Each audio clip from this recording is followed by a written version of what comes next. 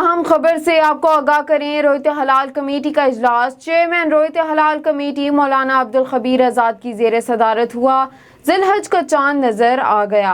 नाजरीन को एक मरतबा फिर आगाह करते चलें, जिलहज का चांद नजर आ गया। रोयत हलाल कमेटी ने चांद नजर आने की तस्दीक कर दी। रोयत हलाल कमेटी का इजलास। चेयरमैन रोयत हलाल कमेटी मौलाना अब्दुल खबीर आज़ाद की ज़ेर सदारत हुआ। तमाम अहले इस्लाम को A1 TV की जानिब से ईद उल अज़हा का चांद नजर आने पर मुबारकबाद। CEO A1 TV Mohammad Nawaz विस्तरो और A1 TV की पूरी टीम की जानिब से अहले इस्लाम को मुबारकबाद और नेक तमन्नाएं।